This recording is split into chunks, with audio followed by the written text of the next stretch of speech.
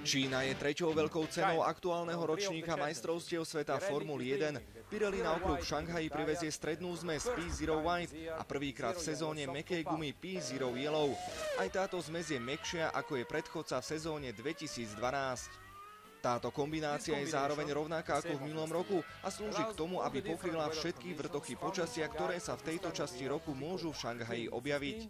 Očakávať môžeme teploty vzduchu pohybujúce sa medzi 15 a 23 stupňami Celzia. Trať by tak mala byť zohriata v intervale 15 až 30 stupňov.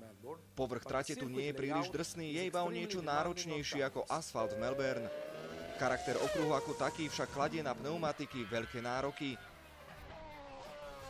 Na konci hlavnej rovinky auta brzdia v rýchlosti 315 km za hodinu až na 65 a tu na vzdialenosti iba 130 metrov. Brzdné preťaženie sa rovná 5G. Podobne veľkým deceleračným silám sú pneumatiky vystavené iba niekoľkokrát v roku. Obe zmesi by mali čo do rýchlosti deliť 0,5 až 0,6 sekundy na kolo. Vlastnosti čínskeho okruhu dávajú vyniknúť stratégii okolo pneumatík, rovnako ako pred rokom bude obľúbená taktika 2 alebo 3 pitstopov. Stredná zmes by nemala mať problémy so zahrievaním i pri nízkych teplotách, tým je zaistená konzistencia jej vlastností a regulácia opotrebovania. Mäkká zmes funguje trochu odlišne, za chladného počasia môže chvíľu trvať, než sa zahreje. Problémy by mohli nastať hlavne na predných pneumatikách. Po zahriatí zaistia ešte lepšiu prilnavosť, ale za cenu väčšej degradácie.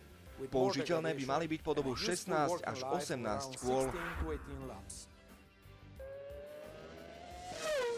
Kľúčové bude správne nastavenie monopostu, najmä jeho prednej časti. Najviac namáhaná bude ľavá predná pneumatika.